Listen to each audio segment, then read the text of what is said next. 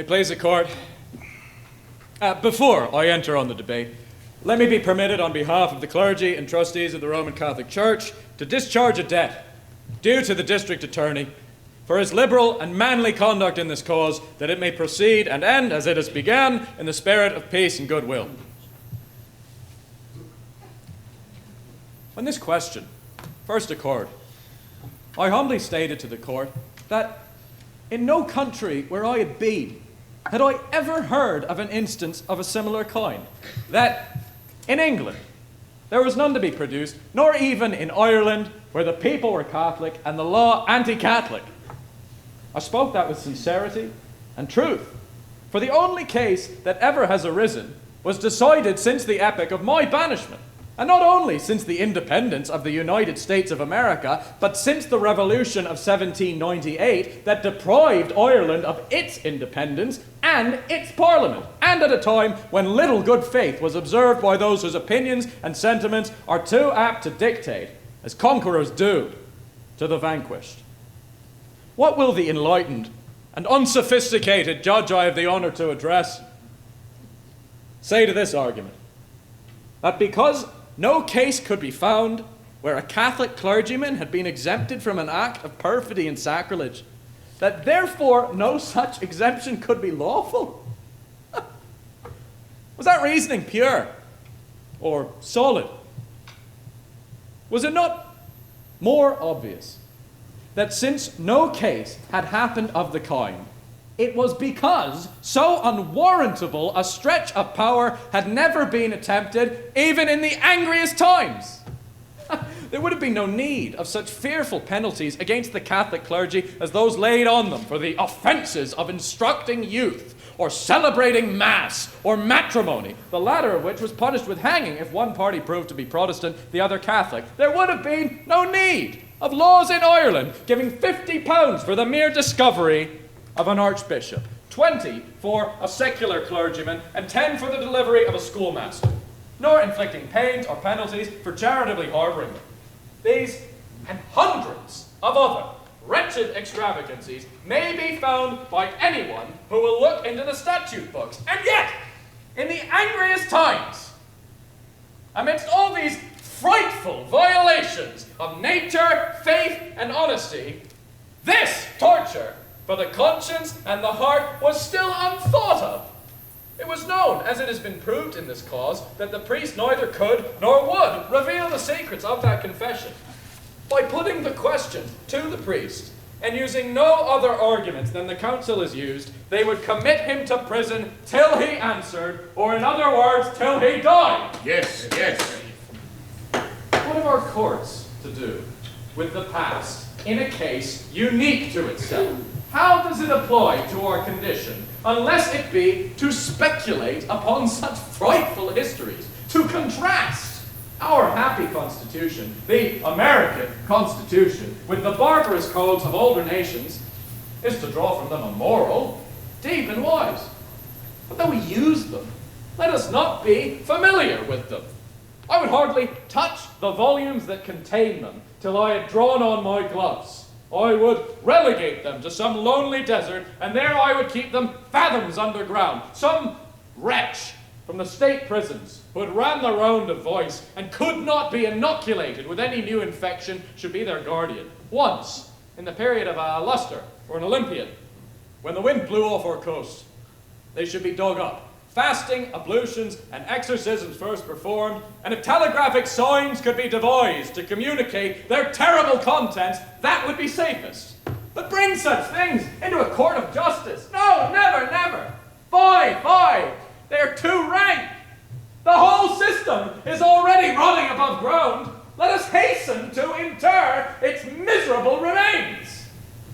The district attorney has laid it down as though it were conceded that the general principle of the law is with him, and that we who claim an exception must show ourselves entitled to it. Now, I explicitly deny that proposition. The Constitution here lays down the general rule that all mankind shall be tolerated without preference or discrimination, and we claim no exception from that rule.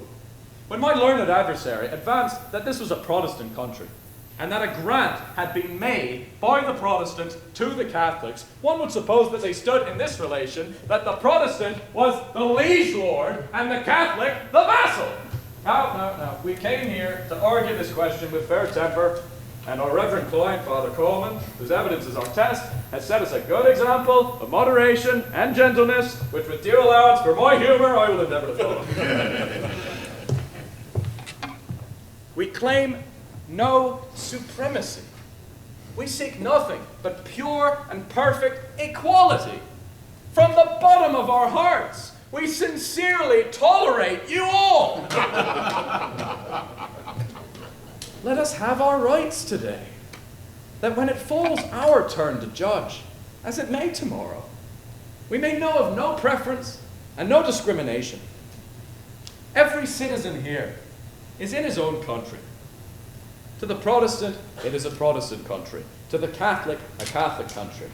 And the Jew, if he pleases, may establish in it his new Jerusalem. The Constitution is remediate of many mischiefs and must be liberally construed. It is also declaratory and pronounces toleration. What toleration? Not that exotic and sickly plant that in other countries subsists by culture, bearing few blossoms and no fruit. No, but that indigenous tree whose spreading branches stretch towards the heavens, in which the native eagle builds his nest. It is holy as the Druid's oak, and sacrilege to wound it. If its authors are yet alive, or if looking down from a happier abode, how must they rejoice to see it flourish, to see that all these churches are but so many temples of one only living God, from whence his worshippers no longer sally forth with tusk and horn to gore each other, but meet like sheep that are of one shepherd, but of another fold. If my neighbour cleaves to his own wife, shall I quarrel that he does not prefer mine? And if he loves his own religion better, is that a ground of enmity? I think it should not be. The Presbyterian should assert the independent tenets of his church, yet still greet his Catholic brother in gentleness and charity, fearing no evil, thinking no evil. Let the Episcopalian, more like the Catholic, add music, show, and ceremony to charm the senses and fix the wandering attention. I've been educated in that church. I'm no bigot. I see in it no certain token of exclusive grace, and yet I claim the right to love it above all others, and I challenge for the Catholic the self-same right, and I should despise him, as I should myself, if force or violence should make him swerve from any tenet of a religion which he held as sacred. It is not, however, nor never shall be, an offense to me that the pious Catholic glories in his faith, that he boasts of the long and uninterrupted succession of Christ's vicars, the sanctity of its apostles, the learning of its doctors, the holiness of its countless martyrs and miracles. But what right have I to cavil at all this? It is enough for me that amongst the friends I have had, none have been more true or more noble-hearted than Catholics have proved. Without being a confessor, I have had occasions of knowing their inmost thoughts in the hour of trial and sincerity, and I am convinced that a more intemperate or unreasonable construction could not be given to the proviso in question than to apply the terms dangerous or licentious to any part of their religion or their practice. We are not called upon to show how the words of this proviso may or may not be satisfied. It lies upon the adversary to show that they necessarily attach upon us. But I have no hesitation to meet the question, and I solve it thus. Inasmuch as the New York State Constitution permits to all mankind the free exercise of their religious worship, the makers of it were aware that there were many heathen or pagan nations, and yet that all these might in the course of time become inhabitants and citizens of this country. To define them all was not possible.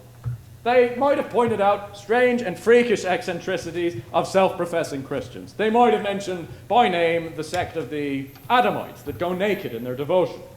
But then, besides the difficulty of describing with certainty things so remote and so obscure, they had minds too extensive and conceptions too congenial not to know that there might be people yet undiscovered by us, who might one day become our fellow citizens.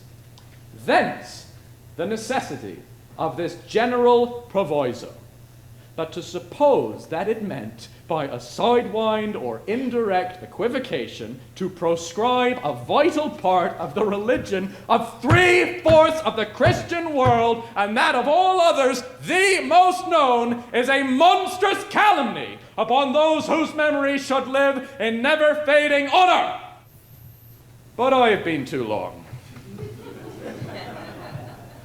My heart may bleed for America, but I still find myself Irish in the mirror. The peculiar reasons I have had to dread and abhor every color and shade of religious persecution has communicated to my argument, perhaps, an over-earnestness. The sum of all is this: the Constitution has spoken plain, the gospel plainer, to our purpose. When Christ had put the Sadducees to silence, he was still tempted by a cunning lawyer of Pharisees, asking which was the great commandment. Mark his answer: "Thou shalt love the Lord thy God with all thy heart, with all thy soul, and with all thy mind. This is the first and great commandment which I give unto thee, and the second is like unto the first: Thou shalt love thy neighbor as thyself." Thank you, Your Honor.